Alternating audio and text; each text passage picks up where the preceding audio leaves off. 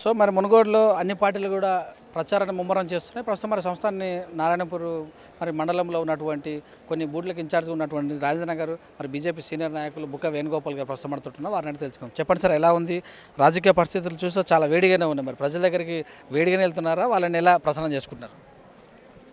అంటే ఇక్కడ విజయం అనేది సులభంగానే కనిపిస్తుంది మాకు. అంత వేడి బయట కనిపిస్తుంది, మీడియా పరంగా వేడి కనిపిస్తుంది. కానీ ఇక్కడ రాజగోపాల్ రెడ్డికి వాళ్ళకు ఉన్నటువంటి ఫాలోయింగ్, వాళ్ళు ఇంతకుముందు చేసినటువంటి మంచి పనులు, అందులో ఇప్పుడు బీజేపీ యాడ్ కావడం, ఆయన బీజేపీలోకి రావడం, మోడీ గారి ఆయన మన్ననలు పొందినటువంటి రాజగోపాల్ రెడ్డి గారికి ఇప్పుడు విజయం నల్లేరు మీద నడకలేకనే ఉంది.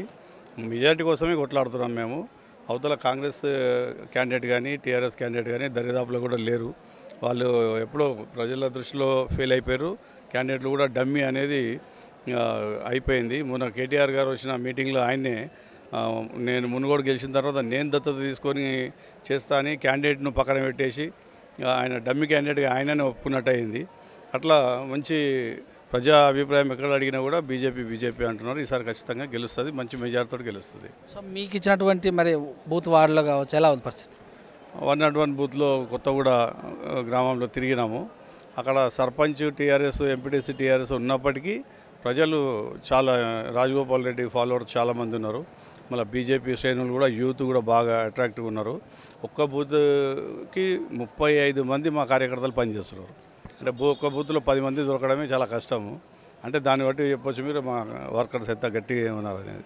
ఎమ్మెల్యేలు మా వాళ్ళే ఉన్నారు ఎక్కువ, 88 మంది మినిస్టర్స్ కూడా మేము చాలా దగ్గర ఉన్నాం ప్రజలకు అంటారు కదా మరి టీఆర్ఎస్ వాళ్ళ దగ్గర ఉన్నారు. ప్రజలు వాళ్ళని తీస్తున్నారు. ఏం చేశారు మీరు? అది ఎందుకు వచ్చారు, ఏం మొక్కలు పెట్టుకుని వచ్చారు, ఏం డెవలప్ చేశారు?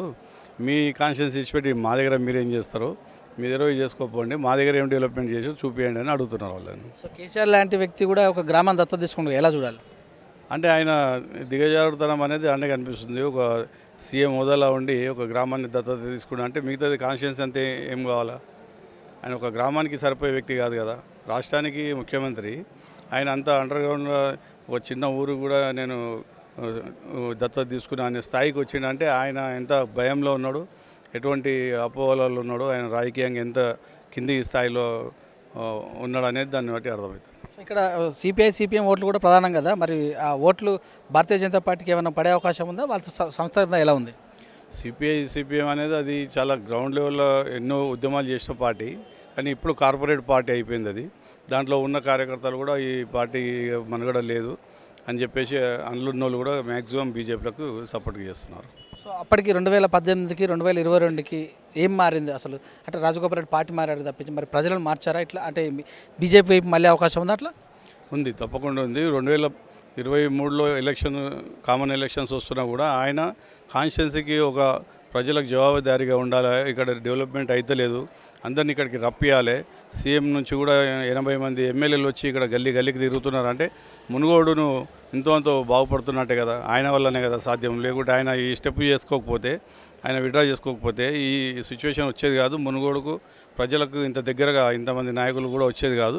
సరే ఇప్పుడు ఎలక్షన్లు ఉన్నాయని వాళ్ళు ఏదో చేయబోతున్నారు, కానీ ప్రజలకు అర్థమైపోయింది ఇది రాజగోపాల్ రెడ్డి దిక్కెళ్ళే ఇంత వచ్చి వీళ్ళందరూ చేస్తున్నారు. మాకు రాజగోపాల్ రెడ్డి మంచి లీడరు, మా వాయిస్ ప్రజా గలాన్ని ఆయన అసెంబ్లీలో వినిపించాలనుకుంటున్నాడు, అసెంబ్లీలో మా తరఫున కొట్లాడాలనుకుంటున్నారని ప్రజలు కూడా అనుకుంటున్నారు.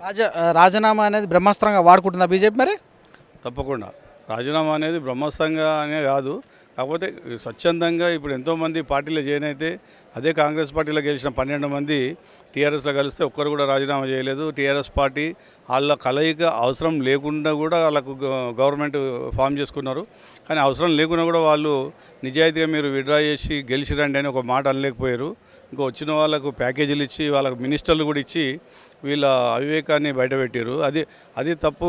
బీజేపీ చేయకుండా ఎటువంటి మినిస్టర్ ఎటువంటిది లేకుండా ఇంకా పవర్లోకి రాకుండా రేపు పవర్లో రాబోతుంది.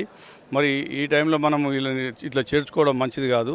మీరు మా పార్టీలోకి వచ్చేటట్టు ఉంటే మీరు ఎమ్మెల్యేకు రిజైన్ చేసి పార్టీ సభ్యత్వానికి రిజైన్ చేస్తేనే మేము ఇక్కడికి తీసుకుంటామని ఒక మంచి మెసేజ్ ఇచ్చింది. ఆ మెసేజ్ని రాజగోపాల్ రెడ్డి గారు ఫాలో అయ్యారు. మళ్ళీ దీన్ని ప్రజలు కూడా హర్షిస్తున్నారు, రాజకీయ నాయకులు కూడా హర్షిస్తున్నారు. అన్ని విధాలుగా మంచిగా జరుగుతుంది. పాత కొత్త కలయిక కదిరిందా ఇక్కడ? మరి ఇంతమందికి ఉన్న బీజేపీ పాత వాళ్ళు, మనోహర్ రెడ్డి లాంటి వాళ్ళు కూడా చాలామంది ఉన్నారు కదా, ఇప్పుడు కొత్త కాంగ్రెస్ వచ్చే వాళ్ళు అంటే రాజగోపాల్ లాంటి వ్యక్తులు, ఎలా ఉంది కలయిక?